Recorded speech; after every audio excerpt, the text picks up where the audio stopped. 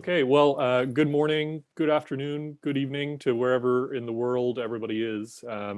Just for those who just joined, my name's Kieran Agarwal-Harding. I have the pleasure of leading the Harvard Global Orthopedics Collaborative and also being on the executive committee for the World Orthopedic Concern International with Dr. Ala Ahmad. So Ayman, Allah, and I have been putting together this conference, which we really hope will be an awesome opportunity for all of us to meet. So just before we begin, I thought I would just show the agenda for today. It's a quick agenda. We're obviously a little bit behind schedule already, but just as an introduction for all of us to meet one another, I think we've been doing that already, so that's fantastic. I wanted to go over sort of the course structure for what we expect of this conference, what our hopes are for it, and then we'll have a brief demonstration of a journal club, as well as a demonstration of a case presentation and discussion, because these sort of are the core elements for the conference that we're putting together. It's this kind of didactic style, which we personally feel works quite well for training junior residents, senior residents, and young faculty in many of these orthopedic topics. And then, of course, we'll just have open questions after that for anybody who's interested. So, Ala, I'll let you start with your introduction. And if you'd like to say a few words about WOC to all of the participants. Thank you very much, Kieran. I'm so happy to participate in a way or another in this wonderful educational program that we are having, especially with our friends and brothers in Libya. WOC International is an organization, international organization based in Belgium, and one of the main objectives is promote orthopedic services in low middle income countries.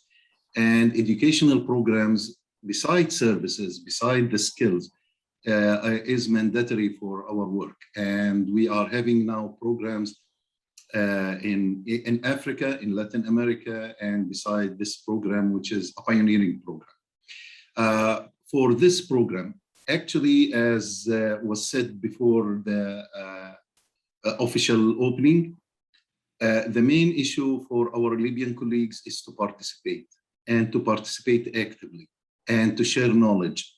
This is the main issue of this thing. So it's not just absorbing information, it's sharing knowledge with the specialists, with the residents, so we can learn how to deal with knowledge and not just to have knowledge and reproduce knowledge. And believe me, whatever the experience that you have and you think you need more, it's valuable, and you might think that you might underestimate some of the experiences that you have, but everybody is looking forward to see your experience and to share that with you and to upgrade the level of knowledge for all of us.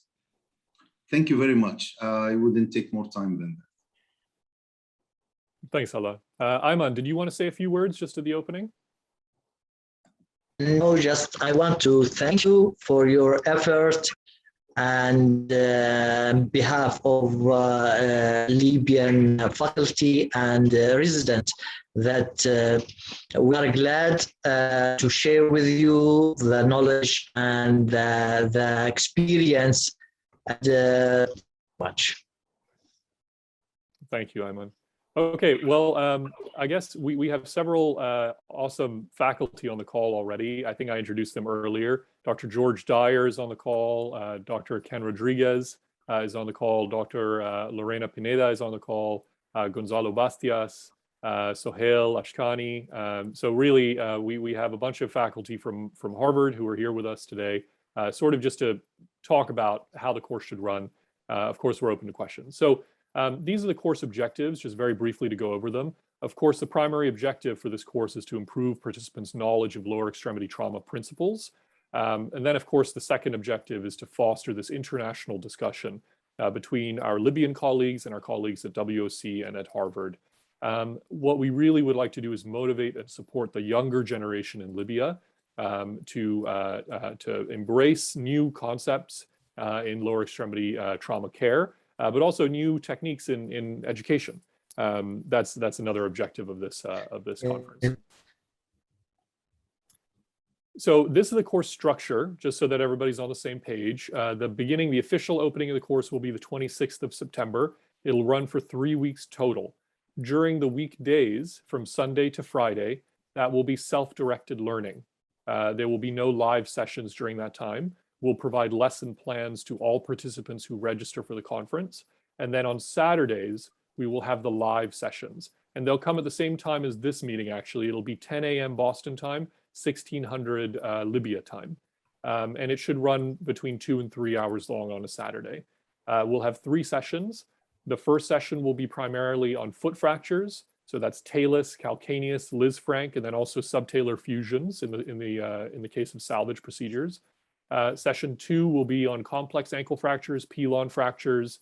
We will talk about ankle fusions, and then there'll be a little bit on ankle arthroscopy incorporated in, just because we heard that that was an interest among our Libyan colleagues.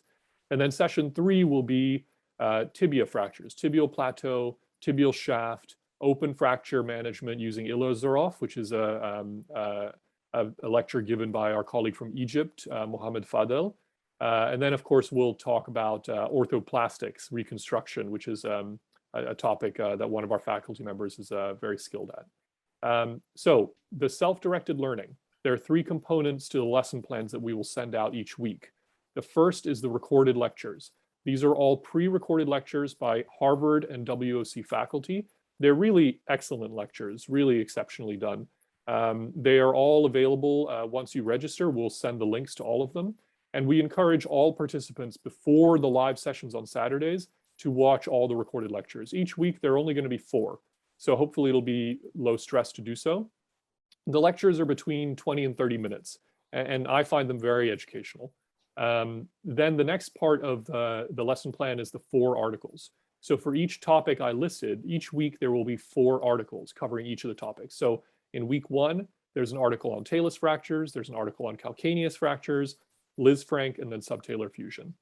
And then, of course, for each of those 4 topics by week, we just have some other supplemental articles, some other articles on, surgical techniques, meta-analyses, other related topics, things that we find useful in the conversation about these topics that we hope that our Libyan colleagues will, if they have an additional interest in a topic, they will go into that. But really, these 2 right here, the recorded lectures and the 4 articles, those are the key.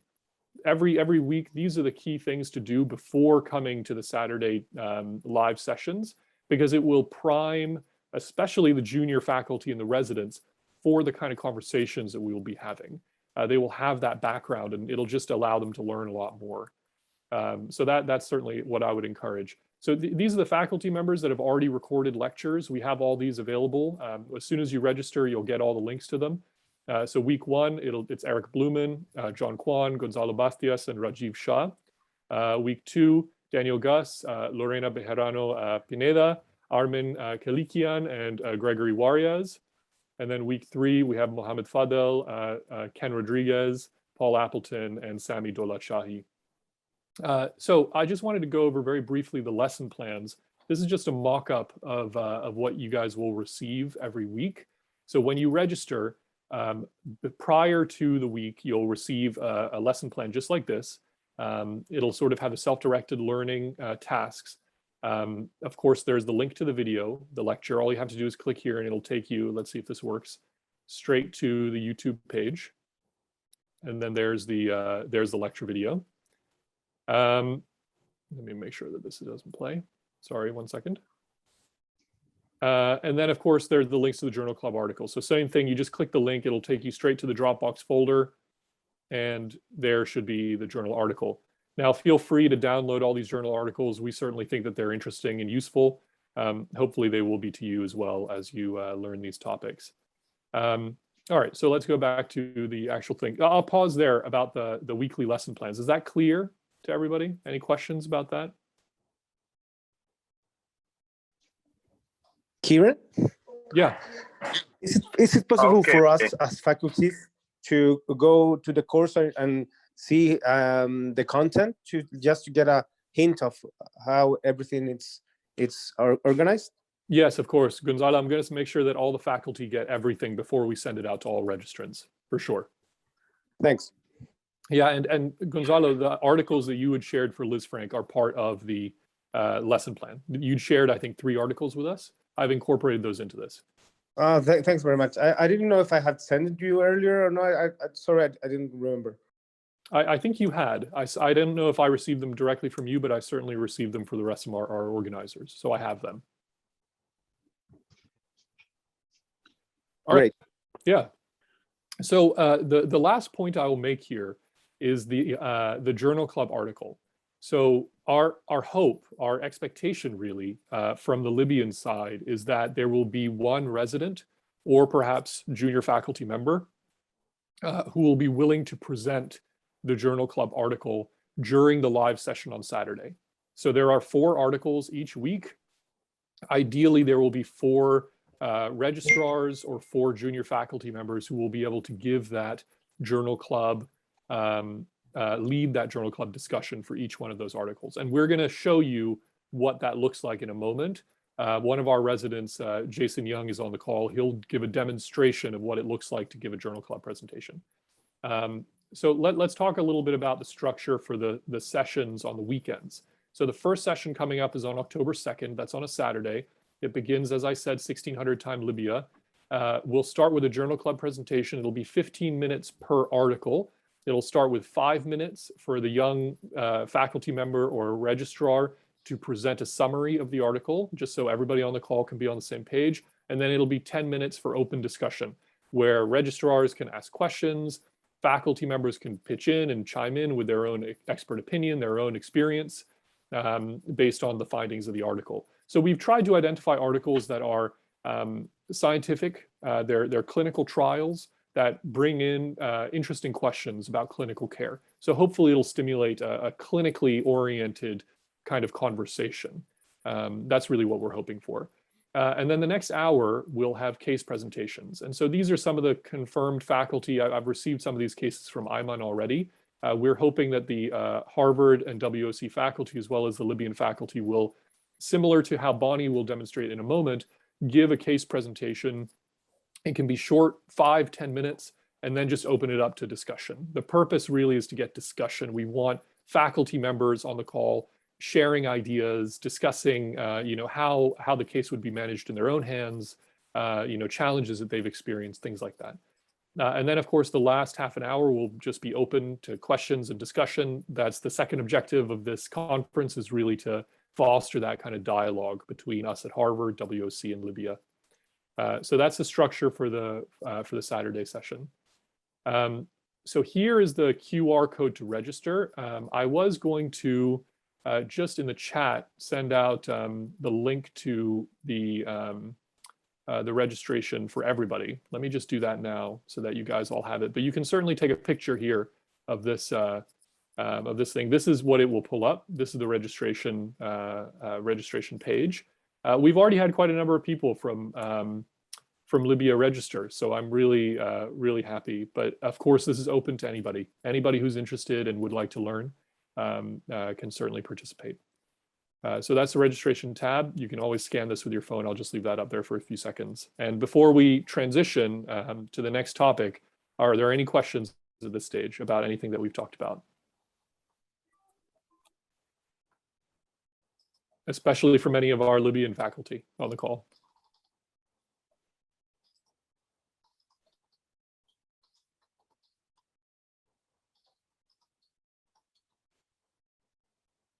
Allah, any comments? Everything seems clear? Yes, I think everything is clear, and hopefully, but I want to hear from maybe Dr. Ayman if he has a comment or his colleagues have a comment about that. I think it's clear, and if my colleagues attending and they have any comments, they can speak. All right. And Ayman, do you think it'll be possible for us to get some young faculty or registrars to present the journals, the Journal Club articles? I think after the demonstration, I can request and prepare and contact you if there is as the case discussion. Okay. Great. And I think they have we will have. That's wonderful. All right. Well, let's now go into sort of the demonstration then. So this is a little taste of how we are hoping the Saturday sessions will go. If we have Libyan residents or registrars playing the role that Jason will play for the Journal Club demonstration, and then Libyan and Harvard faculty members playing the role that Bonnie will play for the example case presentation. So without further ado, Jason, would you like to take it away? I'll stop sharing my screen. Sure, yeah, absolutely. So as Kieran said, these Journal Club kind of article presentations is something that we've been doing in our residency here on a fairly regular basis. The typical structure that we've had has been both having a junior kind of resident and then a senior resident or faculty member kind of provide some commentary on top. The junior resident role, which I'll play, is to kind of summarize the article, kind of go over the kind of major points, findings, and some of the basic critiques of the article. And then afterwards, that we typically then move into a discussion about the article, which tends to be more of an open floor style of doing things. Actually, Kieran, I don't know if everyone has the article in front of them. If you have a blank copy to share, I have like various notes on mine, which might be a little messy to share. Yeah, no problem. I can share it. I have it. Oh, great. Perfect. So the article that Kieran chose here is one that, is kind of within the realm of the topics that will be discussed over the next few weeks. So I guess I'll just kind of go into an example of how we, might present this. So this is an article, a prospective randomized study looking at a comparison of mini plate fixation versus cannulated screw fixation via sinus tarsi approach for intra-articular calcaneal fractures. The goal of the study was really to look at both radiographic as well as functional outcome differences between the two types of fixation for Sanders type 2 and 3 calcaneal fractures. The study itself really was based on the way the authors write about it, a way to kind of look at how this approach might provide benefits relative to more standard extensile L-shaped incision to the calcaneus, and looking at how the various fixation strategies presented might differ between them. So the authors start by starting with the power analysis to assess the number of participants they may need. They identified a total of 67 between 2012 and 2016, collected prospectively, and randomized to either receive cannulated screw fixation or mini plate fixation for Sanders type 2 and 3 calcaneal fractures. Their exclusion criteria included those patients under 18, those with open fractures, pathologic fractures, bilateral fractures, Sanders type 4, those with congenital foot deformities or rheumatologic or systemic diseases that might impact the lower extremity. In the end, they found 60 patients which met their criteria that were included in the study. All patients were evaluated both preoperatively as well as postoperatively at 3 weeks, and at 1 year. No patients were lost to follow-up within the study time points. The authors then go into a brief description of the surgical technique. Both the mini plate and the cannulated screw fixation are approached via sinus tarsi approach. The mini plate fixation patients then underwent a reduction via using an elevator as well as Simon pin in the calcaneal tuberosity to correct varus length and width, and then provisional fixation was obtained via K-wires. Subsequently, the plate was fixed with cancella screws. The cannulated screw group underwent a similar approach, reduction method, temporary fixation via K-wires, and fixation via 6-5 and 4-5 cannulated screws. Postoperatively, the two groups had different postoperative regimens. The mini plate fixation group was allowed to begin partial weight bearing with 5 kilograms at about the 3rd week mark, with full weight bearing at the 12th week mark if fracture healing was observed radiographically. The cannulated screw group was allowed to begin partial weight bearing at the 6th week mark, and subsequently again allowed to fully weight bear at the 12th week mark with if there were signs of radiographic or clinical evidence of fracture healing. Imaging, both in terms of X-rays and CTs, were used to assess the fractures as well as the postoperative characteristics of the fixation and the reduction. These images were reviewed by 2 independent MSK radiologists.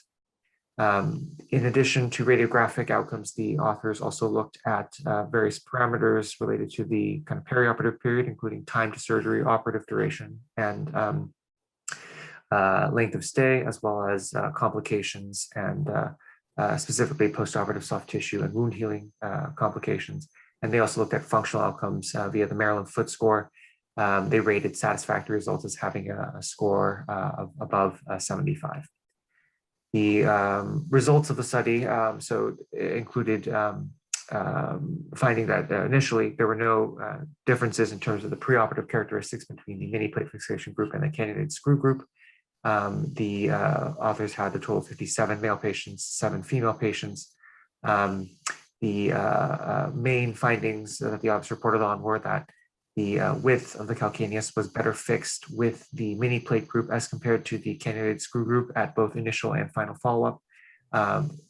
The time to surgery, operative duration, length of stay did not differ between the 2 groups. No differences in superficial or deep infection rates. There was a higher rate of reoperation for the cannulated screw group compared to the mini plate group. And there was a higher rate of satisfactory scores via the Maryland Foot Score in the mini plate group versus the cannulated screw group. The authors conclude with a discussion of their findings in relation to the literature, finding that consistent with prior research that their studies did show that there was a higher reoperation rate in the cannulated screw group compared to a mini plate fixation. And they theorize that this may be due to enhanced stability provided by the mini plate as compared to cannulated screws. They found that the rates of postoperative complications were similar to that which was previously reported. And they also report that they do make a special note here that oligoneurodystrophy or complex regional pain syndrome may have a lower incidence in the mini plate group as compared to the cannulated screw group, again, possibly related to a more stable fixation and possibly also related to rehabilitation and postoperative recovery differences as well. The study, is not without, and I should also mention that, the study does have several limitations. The one being the imaging findings were based both pre-op injury imaging as well as post-op imaging. They did not look at the contralateral, quote unquote, healthy side for reference. The study itself was also done at a single center. There were no kind of long-term outcomes after 1 year. And they also kind of pooled both male and female patients together. And from my standpoint as well, I thought that the interpretability of the results may also be somewhat limited, given that they excluded bilateral and open fractures, kind of more, quote unquote, high energy mechanism injury fracture patterns. But, looking at the study overall, this was a prospectively collected, well-done study that provides evidence both in terms of radiographic and functional outcomes that perhaps a mini plate fixation would provide better outcomes as compared to cancella screws for this approach and these calcaneal fractures. Thanks, Jason. I think that was a really good summary. Yeah, I obviously picked this article because it's pertinent to the topics that we'll be discussing. A lot of literature is out there that compares the extensile lateral approach to the calcaneus with the sinus tarsi approach. These guys don't really talk about that. I mean, I think that they show that there's a fairly low complication rate, low wound healing complication rate with the sinus tarsi, which is great. It's what we would expect that correlates with what the literature shows. What these guys are talking about is the difference between using a plate versus screws. And I think most surgeons would have a preference based on their clinical experience, but also a preference based on what the fracture pattern looks like. whether they feel like the lateral wall is totally comminuted and you need a plate, or whether their bone fragments are large enough to get a screw into. I'm not a foot and ankle surgeon, so I'll leave those conversations to the experts on the call. I will say that the main radiographic parameter that they talk about being different between the two, the mini plate versus cannulated screw, it's the calcaneal width. If you look at it, the calcaneal width, it's not a lot, you know. The difference is minimal. It's, you know, 2 millimeters, 1 millimeter. They make the argument in the discussion that the difference in calcaneal width perhaps has to do with a difference in the articular surface of the posterior facet, and a difference of 2 millimeters, a gap of 2 millimeters is clinically relevant.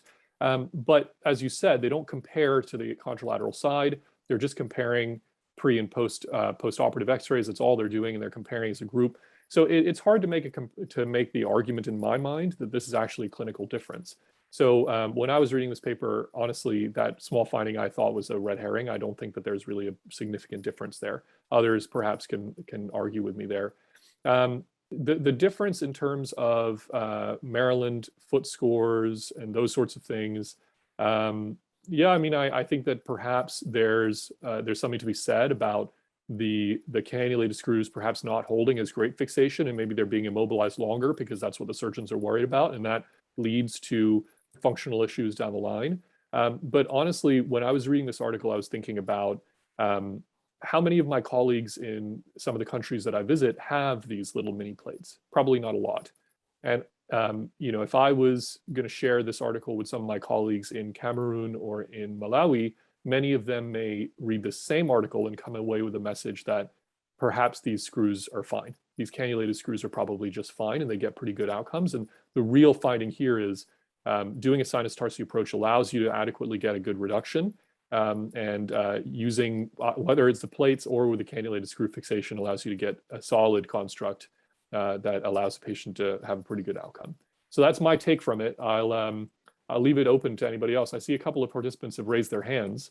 Dr. Dyer, you raised your hand first. Go ahead.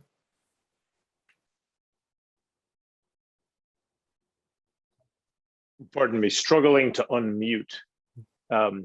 So if I could, I want to do my job that you assigned me in helping not to just burrow down too much into this article, but to talk a little more generally about this process and introducing some of the faculty who may not have led a journal club like this before to some things that I hope you will find helpful. So is that all right if I do that for a minute? Please, all please right. do. So my first comment is both Jason and Kieran are so smart. It's very hard for them not to make very sophisticated analysis as soon as they start talking. Jason Young cannot look at something or open his mouth without saying something really smart and profound. And the same thing is true of Kieran. But I'm a little afraid, looking at this demonstration, this modeling, that it will be really intimidating for some of your junior participants to feel that they have to rise to that level of sophistication the very first time they present a journal article to a group. And so if I may, I'm going to make an additional suggestion just to consider. So, and I'll make this suggestion in the form of a story. When I was a junior resident, about the age of Jason Young, I participated in the journal club that we had at our residency, and we were very privileged. We still are. The leader of the journal club is the editor of the Journal of Bone and Joint Surgery, which is just an unbelievable privilege. That the editor of the whole thing comes and sits and eats pizza with us and discusses these articles. It's Dr. Swankowski, who some of you know. This is 3 editors ago. It was a man named Jim Heckman, who was a kind of laconic Texan. He had few words to say, and he was but very sharp and right to the point. And if a junior resident stood up and gave an introduction like Dr. Young just did, he would say, "That's too much. You said too much. That's analysis. Just introduce it." it turned out that what he wanted you to do was to just read the abstract. He wanted the junior resident to just read his abstract. Why did he think that was good? Well, because he wrote it. Because Dr. Heckman, the editor, had essentially written the abstract or had edited the abstract. And so in his opinion, the abstract included everything that the audience needed to know to begin reading the article. And so I tell you that story. I hope it's amusing, but I would, if you want to make this easy and approachable for your junior residents who've never participated in something like this before, just tell them all you have to do is understand it, of course, but read the abstract out loud. That's enough. It's actually enough to get the conversation going. And then what Jason Young did was, I would say, the next level of analysis, the next level that somebody more senior would feel comfortable giving that kind of an opinion.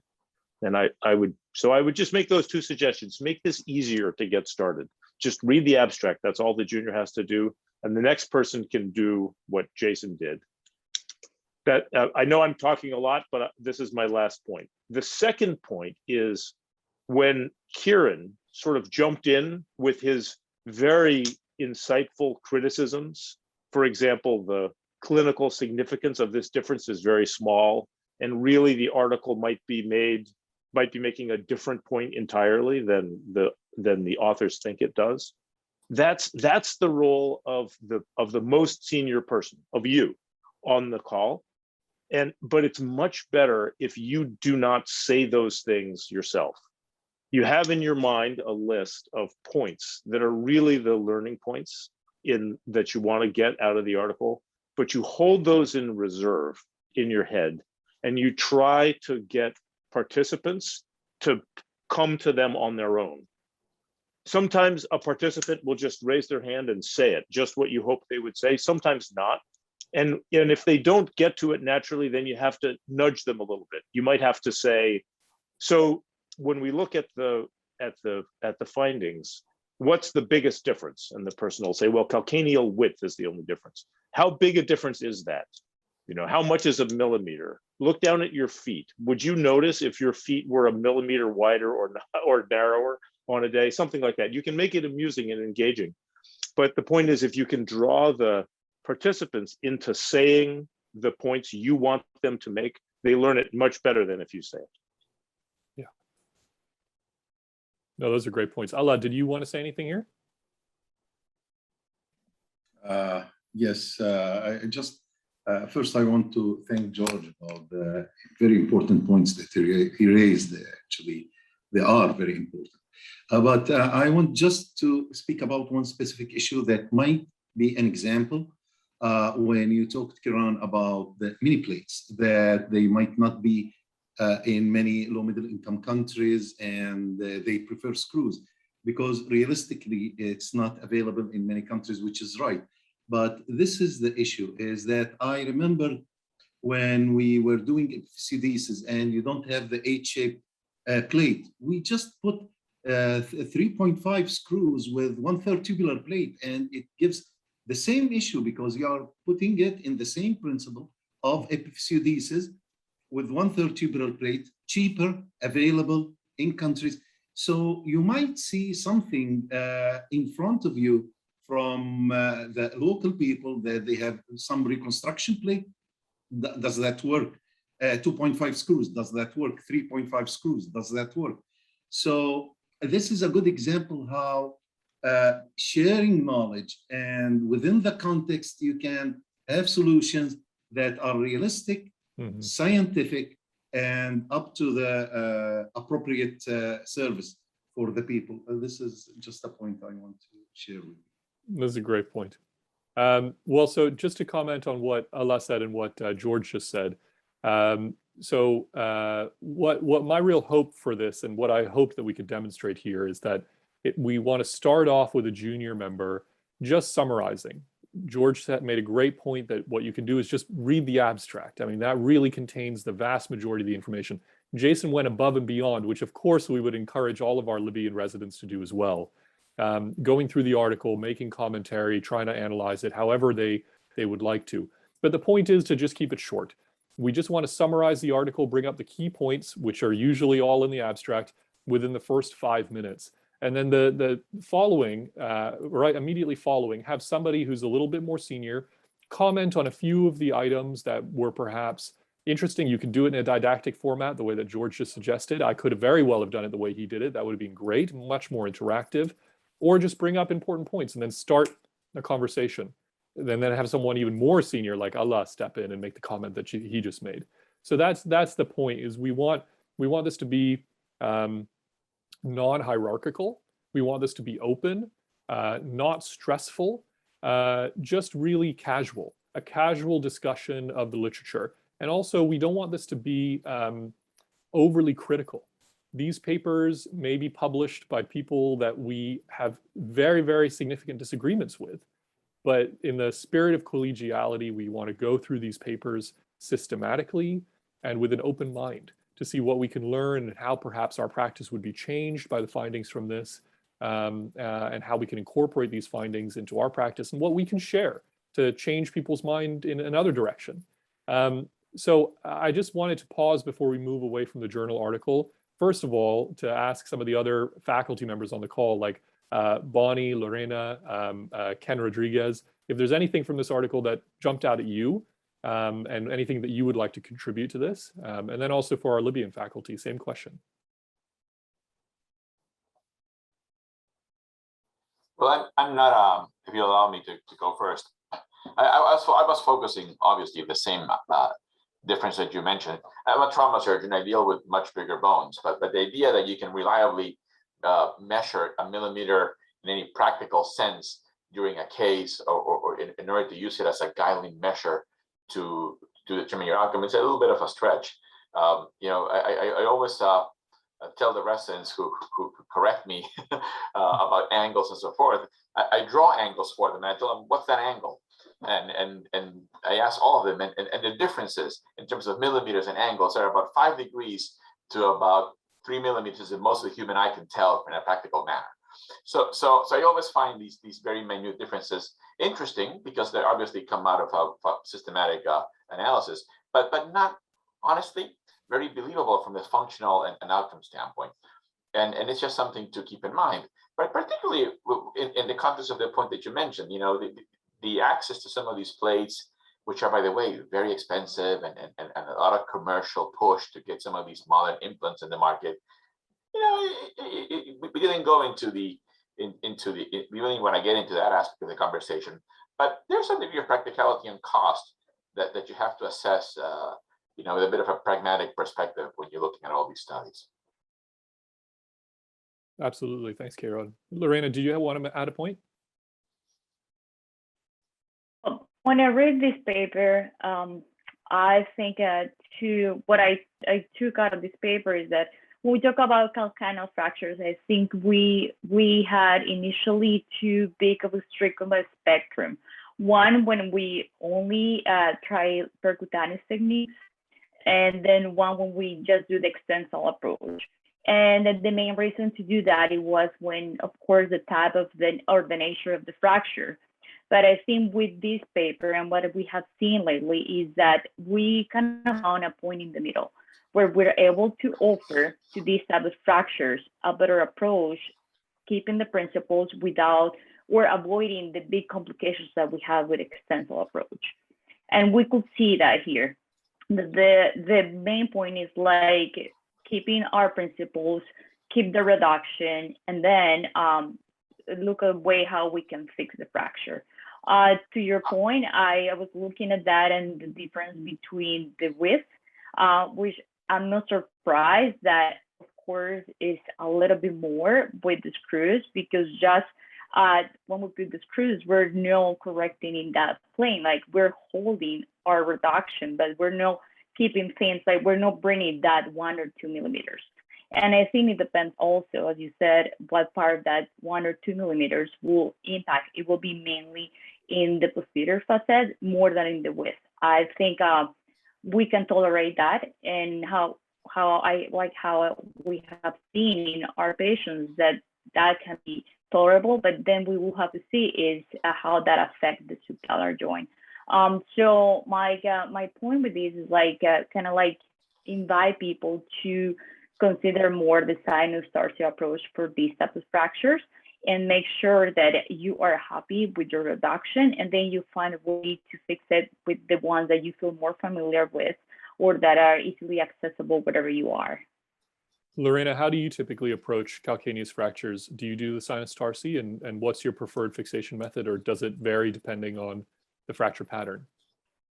Exactly, varies of the fracture pattern. If it will be this type of fracture where we're facing standards 2 or 3, where we have some type of involvement and widening of the subtalar joint, that this is probably the way that we like to would like to approach this type of fracture, especially to make sure we don't have impingement of the lateral wall, because I think long term that affects more the patient than other parameters. But if we have extalopressive type of fracture where it doesn't involve the joint, then we usually go for percutaneous techniques. We can let us screws to just make sure that we are able to keep the alignment, the height of the calcaneus. I think the key point here is that it's about the principles, right? Like picking one implant over another, you know, to speak in broad terms is difficult. It's really the principles of when to use one over the other based on the fracture pattern, the patient characteristics, all these sorts of things. I think those are great points. Sohail, as an expert researcher, what is your takeaway from this article? What did you think? I was going to raise my hand right now. So the point is, like, I was looking at the methodology of this paper and adding to all the points that everyone just made. I was thinking, when you expect like a low threshold for the differences between the two groups, when you expect it from before performing the study, and you're looking at the power of this study, you need a greater population to make this comparison. So maybe if we had a greater population, we wouldn't see these p-values over here. And another point is they have used a Mann-Whitney U test, which is mostly used for non-parametric studies. And here, so we expect to have more parametric variables, I would say. And maybe if they had a greater population and using like one test, like one-way ANOVA test, or like more of a P test, student T test, or something like that, that would be like kind of a better methodology for this study. And we wouldn't see these p-values in this study, even for calc width or other stuff like Maryland score that they use chi-square, for example. So that was my inputs for this. Thanks, Sohail. And I think that's brings up an important point that I wanted to make here as well. One objective of this conference as a whole is to just allow Libyan colleagues, Harvard colleagues, and WOC colleagues to share ideas and struggles. And then potentially, if there are research opportunities for us to help one another and collaborate, you know, someone like Sohail, who has a very sharp eye for research study design, and excellent experience in this field, and of course the experts like Lorena who have the experience in the clinical side. You know, I think the opportunity for us all to come together and put our heads together to sort of think about these topics is really great. So I just wanted to say that as well, because Sohail made some really nice points.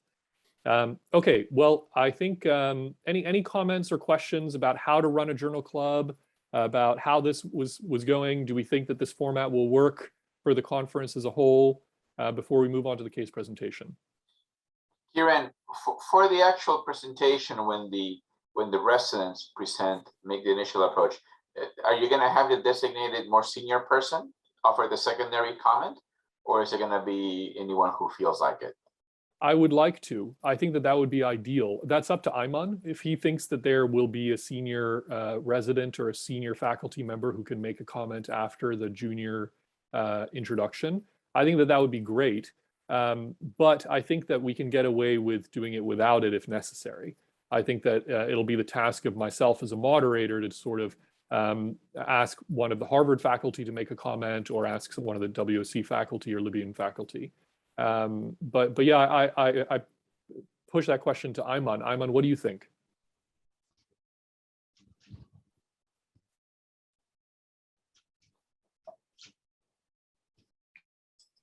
Ayman, are you there? Yes, yes.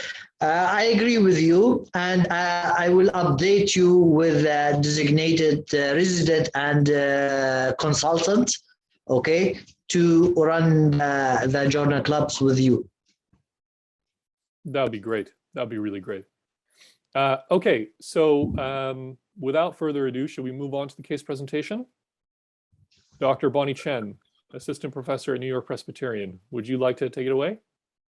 All right, so thank you, everybody. It's a great pleasure to be part of this panel. I'm just being a guest in terms of giving an example of how to deliver a case presentation, both in my residency, which I was co-residence with Kieran.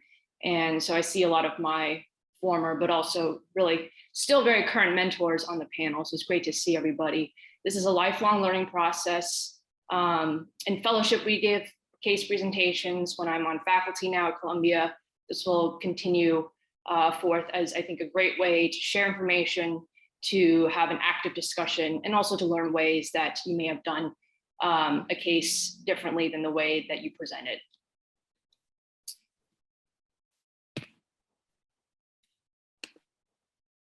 All right, let me just advance the slides.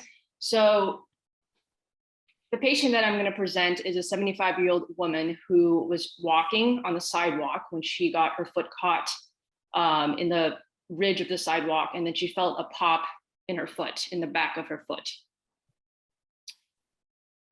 On exam, and I'll show you a picture in a second, I've bolded what I think is relevant so you don't have to read all of the elements of this exam, which we document in our medical notes. So there was a significant amount of ecchymosis over her posterior heel. Otherwise, the skin itself was intact. The skin was very tented over the area of the posterior heel as well. And otherwise, her neurovascular exam was intact, but she did have significant difficulty with plantar flexion. Here's a picture of her skin. So this is kind of a big uh-oh, as I'm sure many people are thinking right now.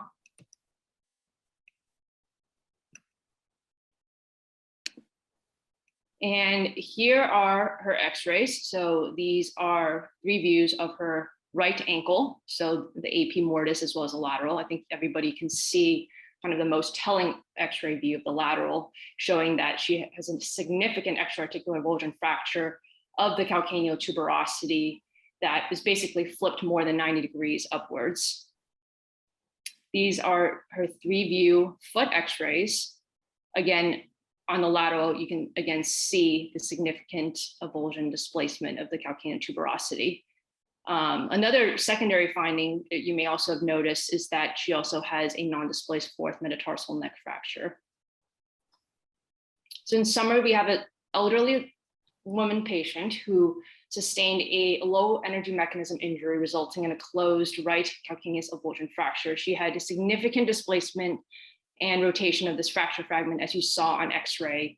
And her exam, again, is significant for skin tenting and impending conversion to open injury. And so this was a case I did back in fellowship. And so we discussed with her the emergent nature of this injury and that she would be indicated for surgery right away. We positioned this patient prone and we approached the posterior laterally via an incision. Is that for me or is that okay? Okay, all right. So we made an incision posterior lateral to the Achilles tendon. And with the dissection, you want to make sure that we made sure to pay attention to keeping a thick soft tissue skin flap as much as possible, as well as to keep the Achilles tendon attachment intact to the fracture fragment. And I'll show you some intraoperative fluoroscopy x-rays here.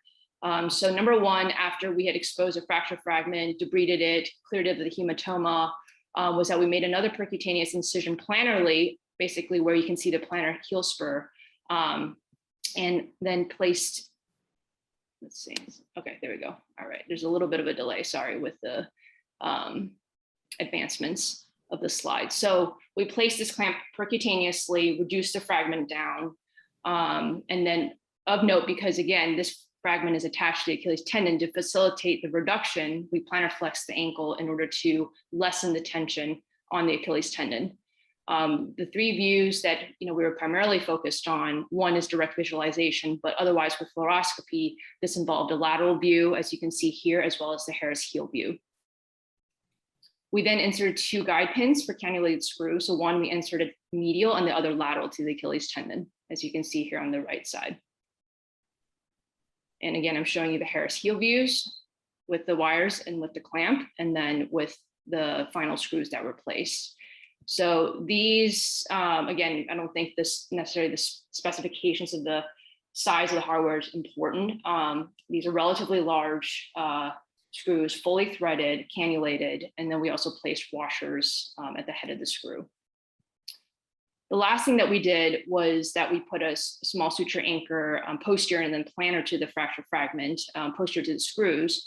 And then with sutures coming out of the suture anchor, we then try to imbricate and bring the Achilles tendon down to reinforce it.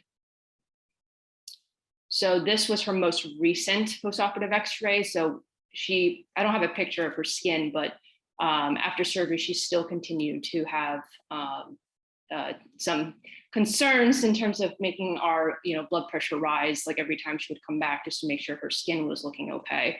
But that's why you see her in a cast. I don't have any other views since this case was done in my fellowship. I don't know exactly how she's doing now, but again, the case presentation purpose is, one, to present the history and physical of the patient, the relevant imaging. If the patient has undergone surgery, I think it's always interesting to present the steps of the surgery, whether it's in the form of x-rays, or even what I do very commonly is have my camera or my camera on my phone and take pictures of actual position of clamps, position of the patient. I think for teaching purposes, it can be very helpful. And then if you have follow-up of the patient, you can then demonstrate and share any x-rays post-operatively. So I'll open it up to any questions about the specific case, but also discussion about case presentation, as well as I think the next part of discussion would be helpful to also involve from the faculty, from any of the participants, what they would have done differently, and what are their thoughts and considerations of this case. I think the case was excellent. My question is regarding how do we get the discussion to starting? I think do we do it in between the case, between the slides? Do we make participate the other faculty? How are you guys doing it? So I think that's up to you, Gonzalo, because I know that you're presenting a case, right? And you're presenting a case in this coming week, I believe. So in the first week, I mean. So, Bonnie and I discussed that for the purposes of demonstration. She just wanted to show the basic elements of a case presentation. But if you would like to make it more interactive, I'm sure Bonnie could have said, during the history and physical exam, what do you guys think this is? What could this be, right? What is your mind going to? I think that with the fear of asking a question and just hearing crickets on the other line, that's my fear. That's my fear as well, and I don't want to put too much pressure, especially because we're introducing this new style to our Libyan colleagues that they may not be familiar with. I think that any questions like that should perhaps be directed to other faculty members, just because that they will be able to confidently answer it and share their own insight along with it. But I think it'll be a learning process for us to see, how much interaction we can expect from our participants. But certainly, as Bonnie just did, if you go through the case with or without, interactive participation as you go, at the end, I think perhaps the best thing to do is pose a question to another faculty member, just as I did, say, how would you have dealt with this? What are your thoughts on the case? Anything you would have done differently, that sort of thing, and then start a sort of conversation from there. Seems cool. Yeah. Could you give us, so the Saturday session, how long is it total? It's scheduled to be 2.5 hours, 1 hour for journal club, 1 hour for case presentation, and then half an hour for in between kind of stuff. And we are focusing on one case, or are we No. 2 cases per session at this point? Yeah, so there'll be 4 journal club articles, and there'll be 4 cases. I think actually this coming week there'll be 5 cases, because 3 cases will be presented by our Libyan faculty. So that's the idea. So it should be about 5 minutes case presentation, as Bonnie just demonstrated. And then, like 5 to 10 minutes of discussion, questions, and we want it to be open. Like if one case takes longer because there's a lot to analyze, then that's great. And my preference personally would be that we give preference to our Libyan colleagues to present their cases, and then have the commentary focus around, the questions that they may have. But of course, I think that there is a lot to be learned from the cases being presented by Harvard and WOC faculty. So it'll be my job as moderator to sort of find that balance, I think. Yeah, that's what I was getting at, Kieran. Depending on the number of cases and the time allotted, the way you direct the question and who do you direct them to, that can eat up a lot of time, and a lot of it could be silence, and that would be, I guess, less productive for the participants. So I do agree. I think the initial questions should be sent out to the colleagues and faculty, and then after that, a key parts of the case, you can just question any of the trainee audience. Would anyone bring up to a case, or ask him to do it in the chat as we are moving along, right? Yeah. Well, maybe I can ask Ayman. I see his hand is raised anyway, so I think I'll let him speak. Ayman, would it be possible for the Libyan faculty to send us the cases ahead of time so that the Harvard and WOC faculty can kind of prepare a little bit? And same question also to the Harvard and WOC faculty. It would be great if we could create a little email thread so all of the faculty can be on board, so that we don't have wasted moments of silence. We have a really lively conversation with people chiming in and sharing their opinions and getting the conversation going. What do you think, Ayman? Yes, I think, and also I suggest that first present the case without the operative management, okay, and then open the discussion. What's the options? Different option to do, and then after this, the faculty will say what he did, and this we will discuss the management and the other options, maybe better result or something like this. So we will do it on stages. That's my suggestion if it's work. Yeah, I think and for that's a great suggestion. And for the yes, for the cases, I already send you the cases, and the faculty, they are ready. And if you suggest any communication between our faculty and the Harvard and WLC faculty, we can manage this one in WhatsApp, or so they can be interact. Yeah, let's do email, Ayman. I think that's a great idea. Why don't we just, if you can send me an email with the faculty members who are presenting for week 1, then we can start with week 1. We'll do it week by week. I think that's a great idea. Lorena, sorry, you've had your hand up for a while. Did you have any comment that you wanted to make? Yeah, so something that I think would be very useful with the trainees, because I think it is a little bit intimidating, just like to say something, to participate out loud. Something that I have learned that it can give them a little bit of feedback is maybe, now that we're planning to have the case ahead of time, like come up with a pool of questions.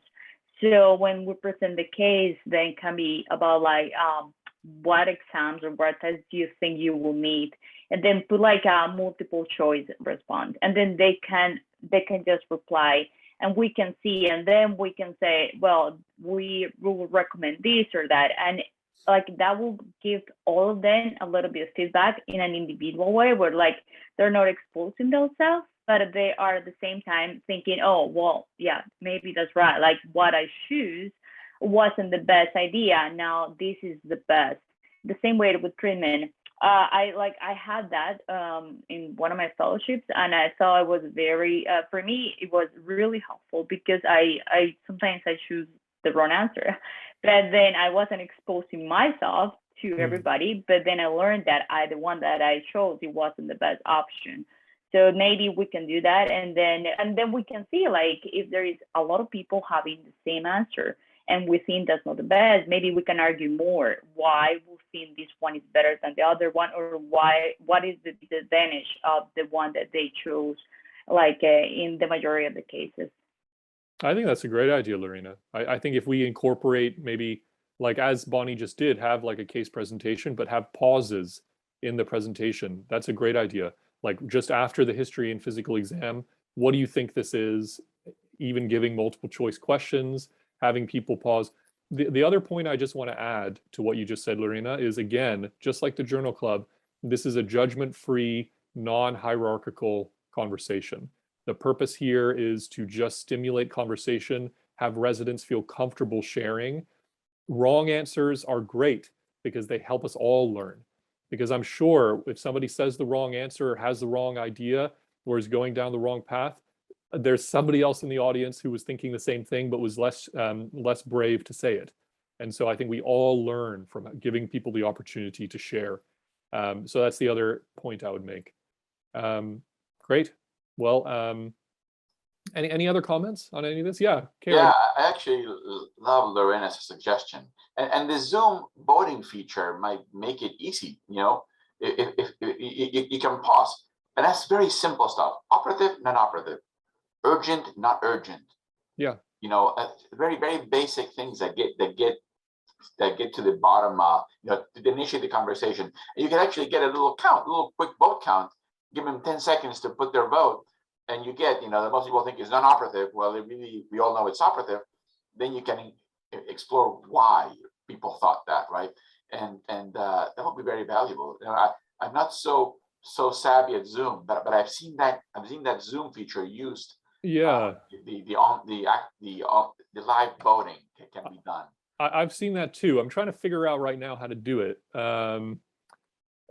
Maybe Sam knows better than I do, but I think that would be really great. To incorporate some element into this. And then there's always a chat, you know, people, you can anonymize the chat, right? Mm-hmm. So that people send a question without feeling too targeted. But I think the voting is much easier because then everyone does it, not just one or two people that are interested, right? And yeah, it gives you a better idea of what the crowd actually thinks to apply a corrective comment if you think it's going, the perception of a particular injury is not what you think it should be. Yeah, I think that's great. Well, so I'll ask this of Ayman and the other Libyan faculty members. Just as you saw Bonnie's presentation that she just gave, if you can send those slides to us ahead of time, we can try to incorporate any questions that you pose within the presentation into the Zoom features somehow. I think that would be really great. It'll allow us to be interactive without necessarily requiring somebody to be brave and raise their hand and say something. But the other, yeah, go ahead. I think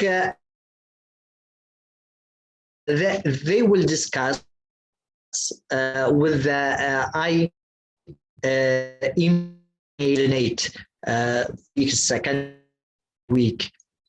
I mean the Libyan faculty with Harvard and WOC. Sorry, Ayman, I couldn't hear you. You were breaking up a little bit. What did you say? I said this cooperation will be made through the email threads. Great. Between each week. Great, excellent. That's fantastic. Okay. Well, I don't really have much more for the agenda for today. I just wanted everybody to sort of have an idea for the case presentations in the Journal Club. Just to summarize some of the key points that were made here. Every week, there will be a self-directed learning agenda that we will send out to all people who register for the conference with links to the pre-recorded lectures and the Journal Club articles, as well as a few supplemental articles. The participants will be expected to watch the videos. There are 4 videos total, and they will be expected to read the Journal Club articles. There are 4 Journal Club articles total. The Saturday session will be Journal Club for an hour, case presentations for an hour and a half. The Journal Club articles will be presented by Libyan registrars, junior faculty members, and then with a discussion component either by a Libyan faculty member, but also open discussion among everybody. It'll be 5 minutes for the first introduction, which can, as George said, simply be reading the abstract, but then going into depth about how it influences our clinical practice. For the case presentations, it'll be a 5-minute case presentation as Bonnie just gave. It'll have opportunities for questions, pauses as we go to allow for interaction from the audience, but enough time at the end to allow for faculty members, both from Harvard, WOC, and also Libya, to contribute and participate and share their own clinical knowledge with all of us. Any questions about anything? One point, Kieran, I wanted to add. So as Kieran also mentioned, I don't know if you've seen the OTA case presentations. So they are also doing the same thing. They bring up the cases, like during the case presentation, some polls come up, people respond to the questions there, and then everyone will see who like guessed what. And then at the end, it will be like a case discussion. And that would be a really interesting thing. And I think everyone will be kind of encouraged to answer all those polls. And that's a great suggestion. I enjoy that also. So it's like, that might be a good thing. Yeah, I love it. It just requires us to be a little on top of preparing all that. The logistics of it are a little tricky. So we'll try our best. We'll try our best. But, you know, worst case scenario, we have some fantastic faculty from around the world presenting some excellent cases. And I'm sure that the conversation, even between senior Harvard faculty and senior Libyan faculty, will be very eye-opening and educational for anybody who's listening. So that, I think, is the bottom line for all of this. Our Libyan faculty on the line, are there any questions that you may have about any of the stuff that we presented today, or comments?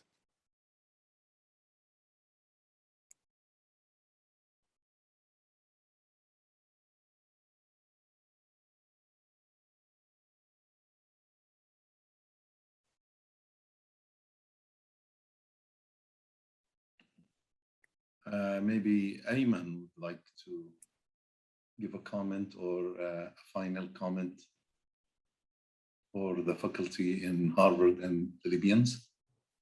I think it's a very nice chance to share the experience of each other, and it's an opportunity for the Libyan faculty and juniors to adapt. For us, it's a new technique in discussion and interactive learning. So I am very thankful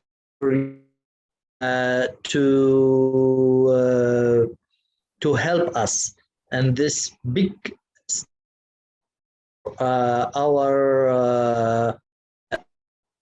of ourselves and our service. Thank you very much on behalf of Libyan faculty and resident. If I may add one thing, I was on a phone call so I was away for 10 minutes. I don't know whether that was raised or not. For example, when Jason talked, and in most of our countries, English is not the mother tongue language. So maybe if the presenter will be slower a little bit, so people can catch up with it. Because sometimes they miss a lot, and sometimes it's important. Some important points they miss. Yeah. So just slow it down. But with the collaboration before, having the cases before, I think it will overcome this problem of not catching up with the rapid language. Yeah, that's a great point, Allah. I'll make sure that in our emails to all the Harvard and WOC faculty, we make that point again, that just please speak slowly and you know, don't overwhelm with so much talking. You know, that's hard to follow. Great. All right. Well, I guess we will formally end the agenda for today.